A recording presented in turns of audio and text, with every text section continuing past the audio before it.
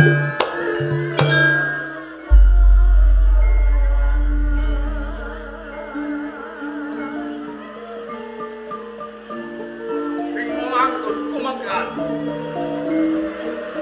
Mas Gendro Sekti kamangka wis seposo nanging durung lagi keprap kamangka pengangen-angen kaya kapan Pangeran Grawangsa bisa nyamkamukten ana ing kraton Tandus ora ngomongake mung dadi pangeran Pati nanging aku uga kepengin sumeneng ratu ana ing kraton Tandus emane Kang Mas Gendro Sekti darbe putra kang ujeng ora liya kapunan kuninipun ing mangkone mesti lere keprabu tumiba marang kapunan kabeh penggayokku kabeh pangangen-angenku apa ya bisa kelakon badhe kelakon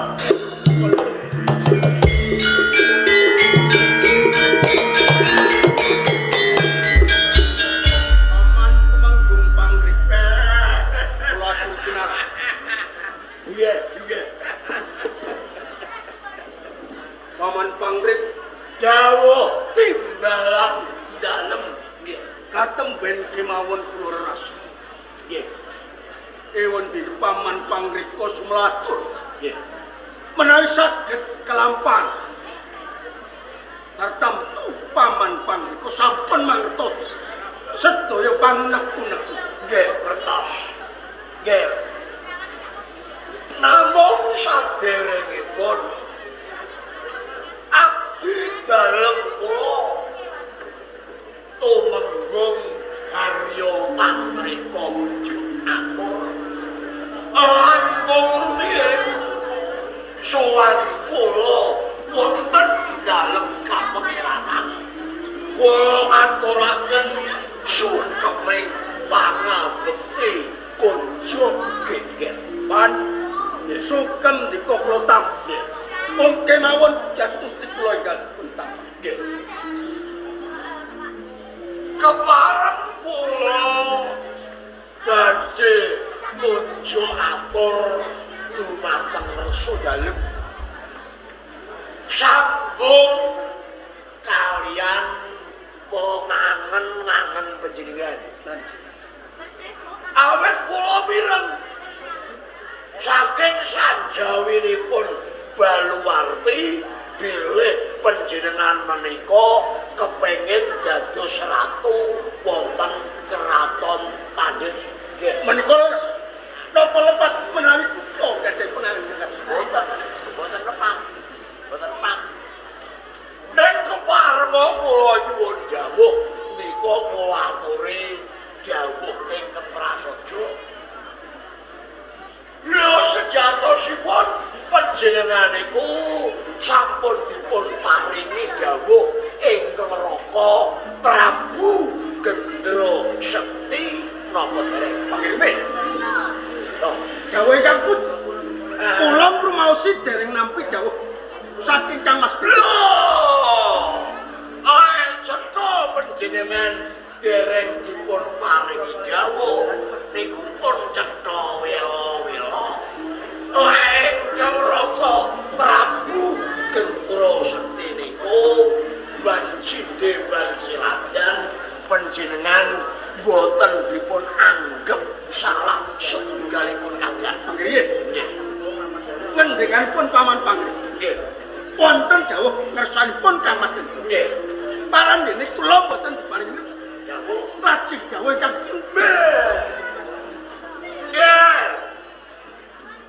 umpama panjenengan boten dipun paringi dawuh niku kok kebarten lek ngiwake sedulur mangka kamangka kados pundi ing kraton Tandus niku mpun rame mpun geger lamun ingkang raka niku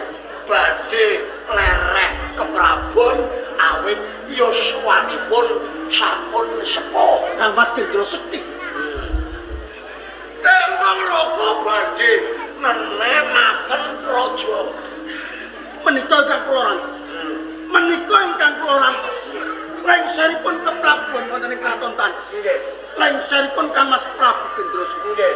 Urung tartam tukutha. Kula ingkang kapuji gantosi Mas Gendro Sekti. Saking pangandhep panjenengan lengseripun ingkang raka gantosipun panjenengan. Kedahipun kados mekaten. Klintu. Kenging menapa kados mekaten? Klintu ngangge banget. Sasampunipun ingkang raka badhe nenomaken praja ingkang badhe kawini sudha dados ratu Wanoming Tandus. Boten panjenengan Menawi boten kula lajeng sinten, Pak? ingkang dipun jumenengaken Putri Borbor. Lho.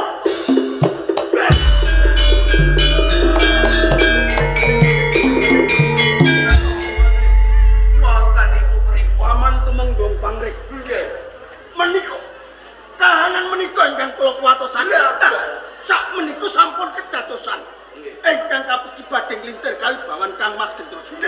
Boten wonten sanes kaputan kula. Nggih. Kenging menapa paman saged ngendika menawi saged kelampahan Kurawangsa jumeneng ratu wonten ing kraton. Mila sari pripun? Dasaripun kados Ngeten. Ngeten nggih.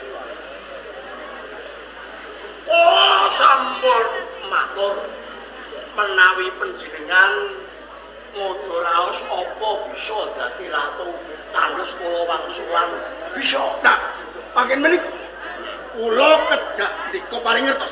Lha kados Ginakaken cara mangka cara Lho, jagat Tandus niku napa kurang wong lanang kok wong wedok didadekne ratu. tak pangen menika Monggo negara Tandus niku negara gedhe.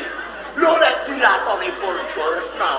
Lho kraton Tandus niku ajeng digawa. menika ingkang kula kuwatosaken. Tur malih kapulunan kula ngenani Winaspa menika dereng sepintena keman dhateng kawula wonten Ten cocok niku saking pemangke kula. Jumenengan ratu, jumenengipun Purbarna kedah dipun bubaraken.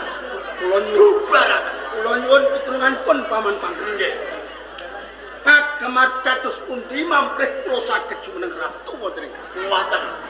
Mangke jumenenganipun Purbarna badhe kula bubaraken. Kula setuju menawi panjenengan sing dadi ratu. Lho. menawi ngoten. Nggih. Saderengipun kula nelaken gune matur. Nggih. Jaran paman Tumenggung Pangring. Nggih. Sampun kersa sabyantu sawetahipun anggen kula kepengin jumeneng dados ratu wonten ing Ngoten. Monggo dinten Soma Manis menika badhe ngawontenaken pasuwanan agung Iras Patus jumenengan. Menapa prayogi kula ndhingine lampah napa kula nderekaken panjenengan. ampun krumiyin langkah sesarengan kalih kula suwan ngersanipun Mas Gendro Sekti. Kados ngoten. Monggo.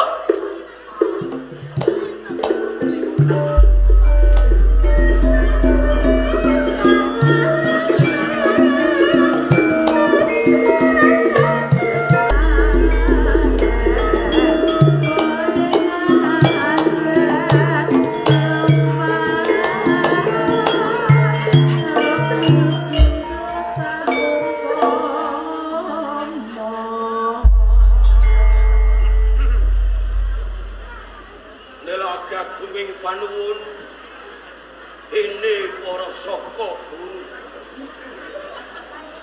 wis padha netepi kewajibaning sowan-sowan. Nggih. Nini putraning Sun Purbarna sabda dawuh winantu ngrah harja swalira niku. pikantuk berkah pangestu pinjingan dalem. Anggen dalem sowan wonten ngersa pinjingan boten wonten alangan setunggal menapa. Amung sungkem kula dipun jura. Iya. Wis tak tampa gawe Suporna penggaling Sun. Wong wae puja astine wong kuenggal sira tampanana ya. Sanget anggen dalem ngrira. Sawentara diprayogake anggone lungguh. Ngestokaken dalem. Mas Patih Gendroyuda paring dawuh Basuki Sawanira. Angestunipun Sinuwun Prabu Gendros. Sawan kula wonten pendhapi agung Kraton Tandes kalis ing Sambikala. Namung sungkem kula kinarep kunjuk. Tak tampa gawe lega-legawane penggalih ingsun. Ora liwat puja astine ingsun ingkang sira tampanana. Kawat kapundi muga dadosaken teguh kayuwanan kula. Sawentara pinanggih anggon ngestokaken. Pandreka dawa timbalan dalem Sinuwun. becik sowanmu Pandreka. Berkah pangestunipun ingkang Sinuwun Gendra Sekti. Sowanipun ingkang abdi pun tumenggung guna Pandreka. Kalis ing Sambikala sungkem pangabekti kula kunjuk Sinuwun. Iya wis tak tampa. Mung wae puja astri tuku anggal sira tampanana. Kurawan anggen kula nampi kula petek wonten ing pustaka mugi dadosaken jimat. Iya. Jroning pisuwanan iki panjenengan sun ora bakal ngrembug tata titi tentreming negara Tandes ora. Mung wae sambung kelawan pisuwanan kang nalika semana wis tak anakake. Ingsun wis rumangsa sepuh. Ingsun wis jupuk tan kuwawa ngembak pradata ana ing kraton Tandes. Mula ing kene ingsun kepingin lereh keprabon. Panjenengan ingsun kepingin ngenomake praja ana ing kraton Tandes. Mungkuh pinemune Rekyana Patih Gendroyuda kepiye? Duh Sinuwun Prabu Gendra Sekti.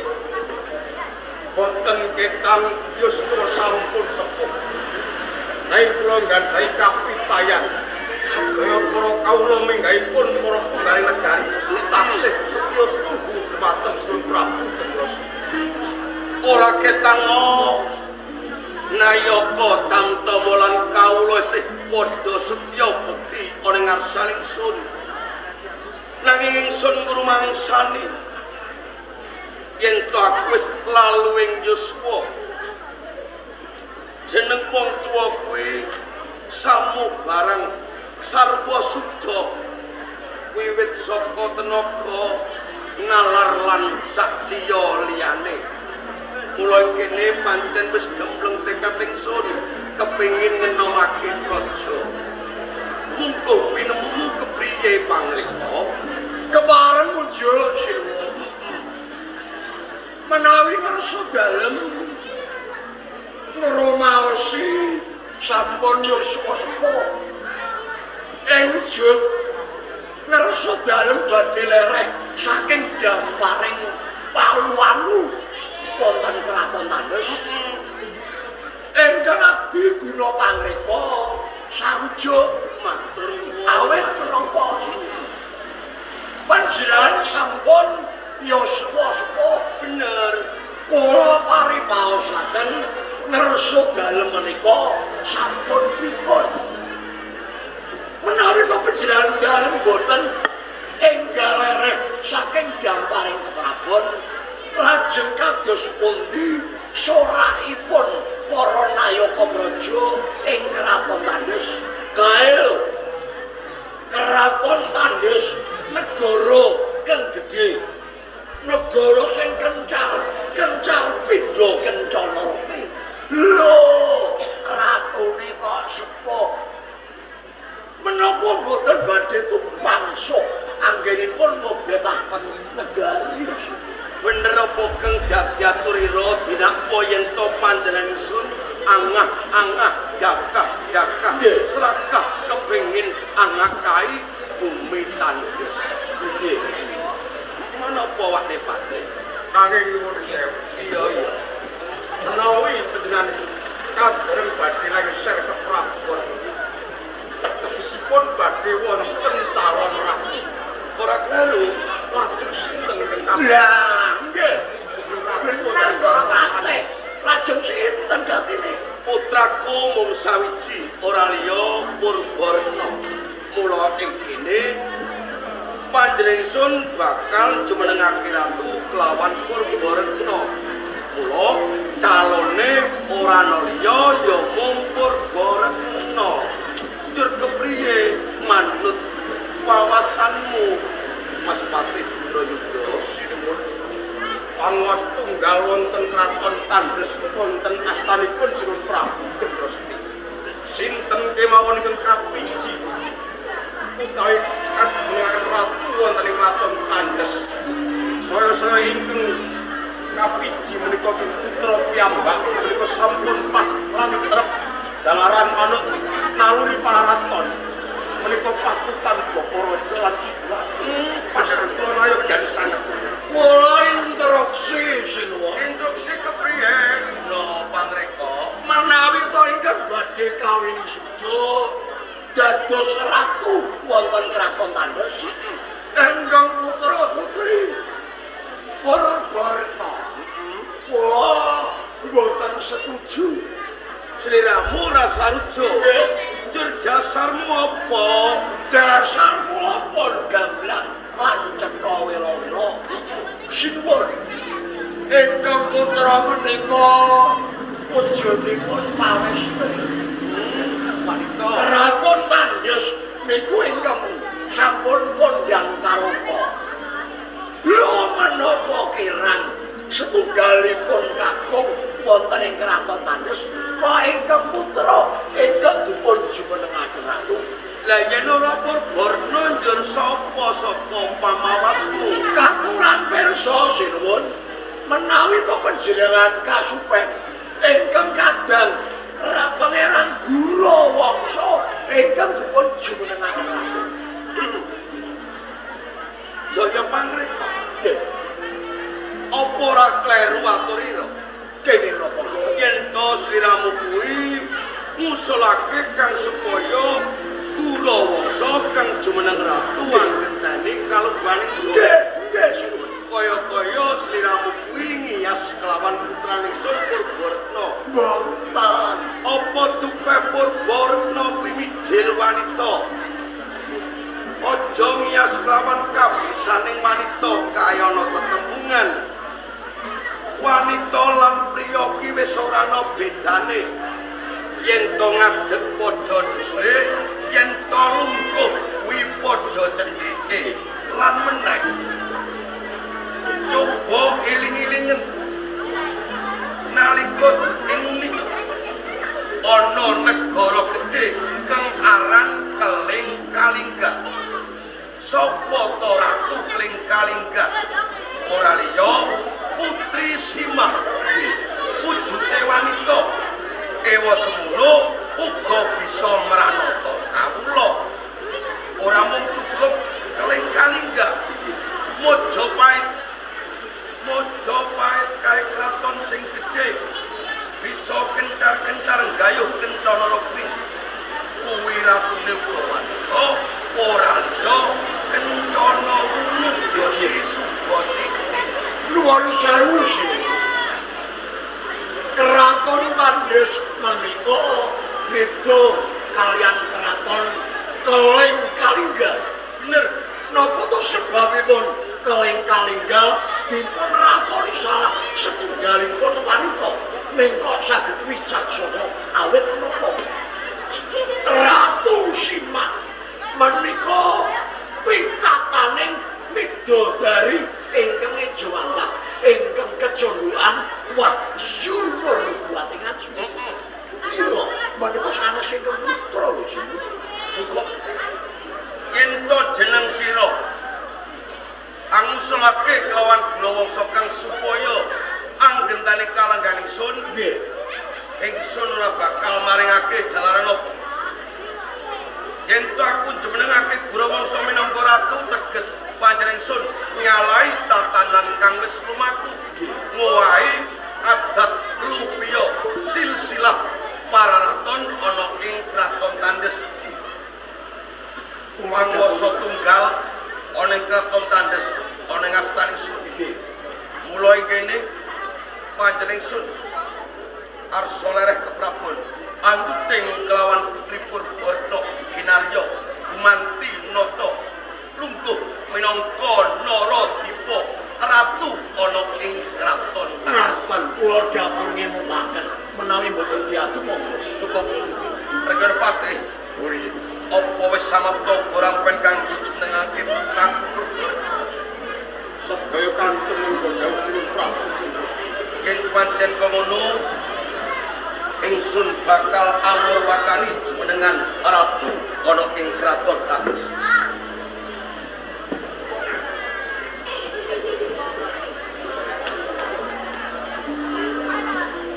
Atas nama ratu ing kraton Tandhes Prabu Hendra Sekti hanimbang yuswa kang wis isih yuswa kang wis sepuh arsa menomake praja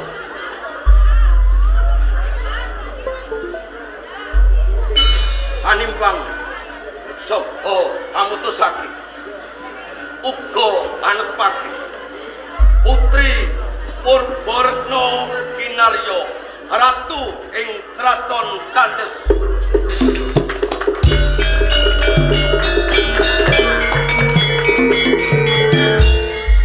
Kancane do seneng kowe kok ngrengut dhewe. merengut sinten wong ora merengut kok diarani merengut Ini Purbarna Kanjeng Rama Prabu. mara agilungguh ana ing dampar gading kencana minangka ratu ana ing kraton Tandhes. Yes, tak paringi putra Wangis ingsun banyu milih dadi ora sing ambek adil para narto tatap tangguh lan tanggung jawab ora dilungguhna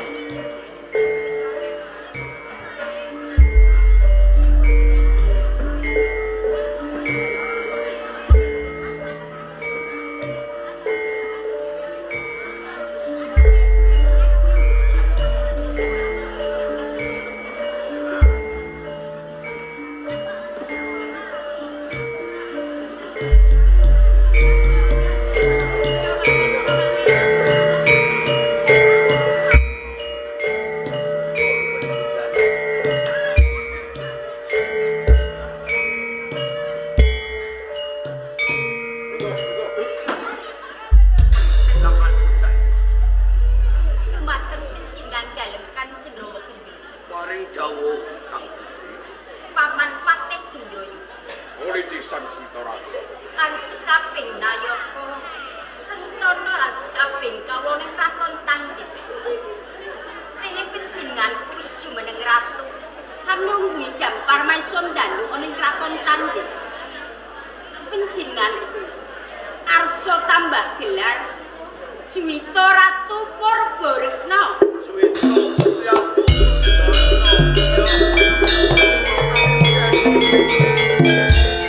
Amet, amet kalimat apik kula ingkang suwun. Amet.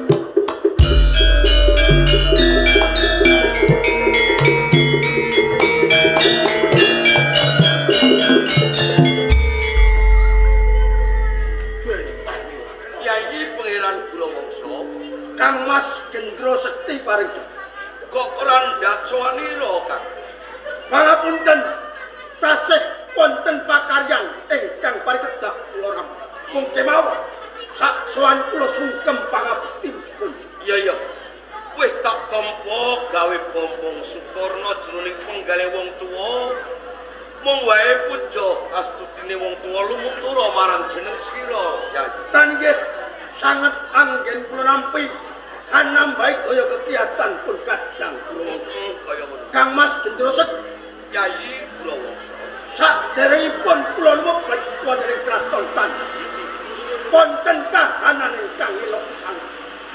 Soraipun kawula hamba turpo jangkaken suku kula wonten pendhawa Kiai Borobongso Pongkang Mangungkung wonten swanten Maryam jumlegur mangampal-ampal adat ingkang sampun mampah menawi wonten cara kados pekat wonten kraton Tandes menika wonten ewah-ewahan parang dene jumenengan lajeng menawi ewah-ewahan menan nop menawi to jumenengan lajeng jumenengan menapa sliramu rak mesti ora lali jalaran dina iki wis ditentokake rikala parpatan nalika semono yen to iki ana jumenengan ratu ya wonten jumenengan ratu lajeng sinten ingkang cap ora liya anak keponakanmu Purborno Pelok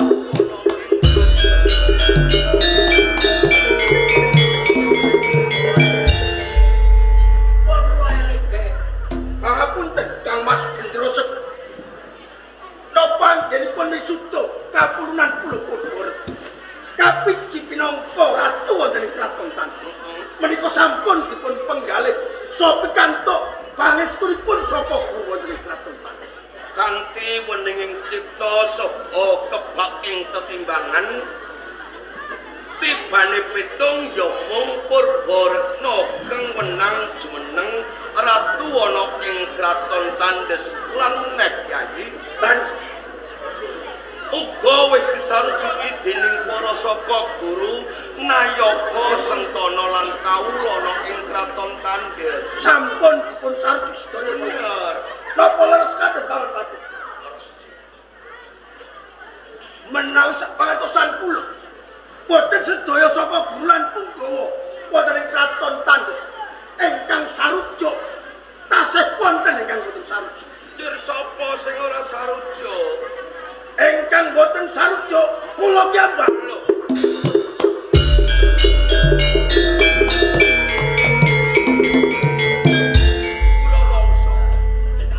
yen jeneng sira ora sarujuk kelawan jumenenging anak keponanmu Purborno ya apa dasar saripun cektok kula pengen dados ratu wonten ing kraton Tandes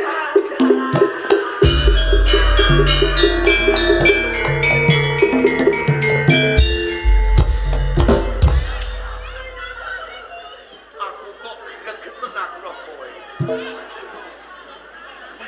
Yayi Pangeran Gurawangsa Kang Mas Gendro Sekti apa aku ora salah pangrungon boten dadi kowe duwe karep kepengin madeg dadi ratu ana ing kraton Tandes terus mbok yo Yayi Pangeran Gurawangsa iki gelem mulat sarira kang ngrasa wani minceti kelawan pribadine sapa to Gurawangsa Gurawangsa kuwi senajan to putra ratu ana ing kraton Tandes nanging Gurawangsa kuwi miyos saka garwa selir mongko adat lupiya ana ing kraton Tandes marang sapa kang wenang jumeneng ana ing kraton Tandes kuwi kudu patutan bapa raja ibu ratu kuwi wis sinerat ing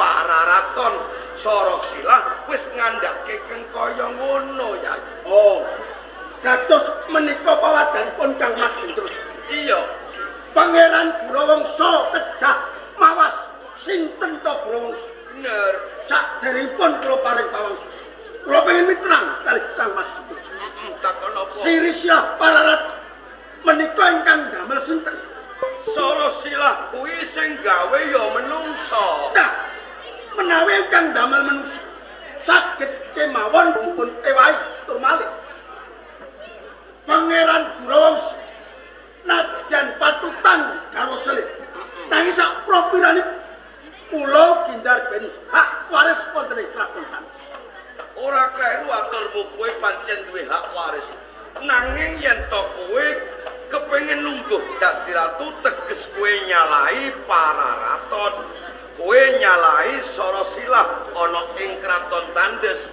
lan meneh pripun Gurawangsa tanggih upama saiki sliramu nyuwun panguwasa kepingin dadi ratu.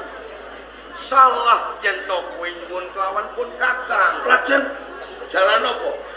Pun Kakang saiki wis ora lungguh minangka ratu. Pun Kakang saiki wis kawula lumrah.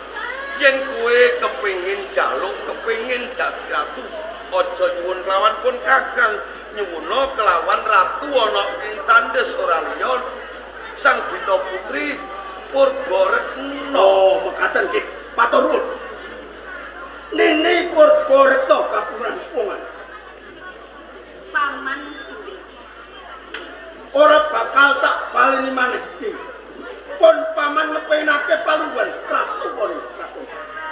Cih Paman Guruwangsa. Paman Guruwangsa.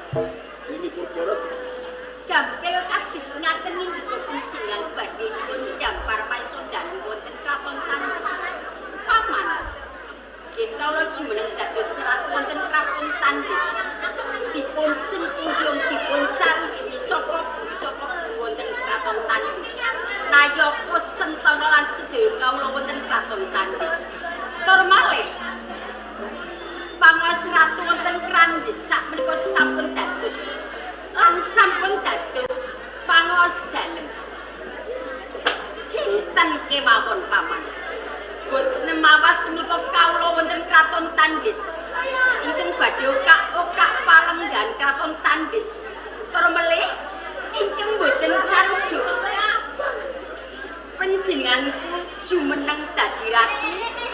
Kudu ninggalake kraton Tandis saiki. penuh.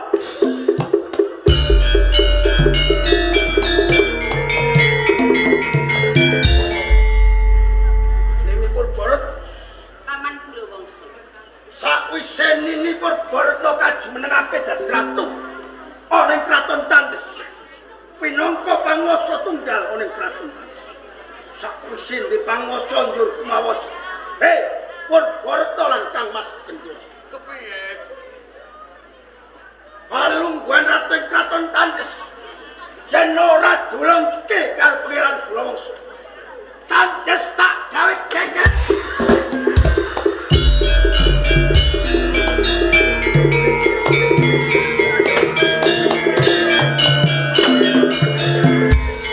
Paman Pati. Cetha pakartipun Pangeran Guruwangsa saya Gandra. Pramila saking menika Sang Dita Ratu, aturan lenggah cingkrang sela tumpang. Kula kang badhe ngadepi Pangeran Guruwangsa. Kaya Bulan masih sing pasraken dumateng panjenengan Pak. Sendika dawuh. Ajrih. Ayo.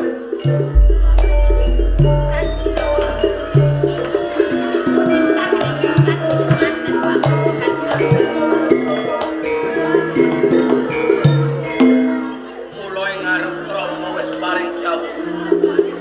Anggonmu nembat prakoto rada kakang tanggung manutang jeneng ratu kuwi pangwasane tanpa winates. Ratu kuwi ora kagungan putra, ora kagungan garwa. Isine mung panguwasa lan kawula. Coba saiki iling-iling ana dawuhing para pinter, para sarjana, sujananing bebudi. Donya geger iki perkarane mung telu. Siji rebut panguwasa, loro rebutan bondo, telu rebutan wanita. Tuladhane ora wong adoh niki. Pamanmu Guruwangsa merga milik gendong lali. Dheweke menungsa kang malak milik muluk barang kang nelok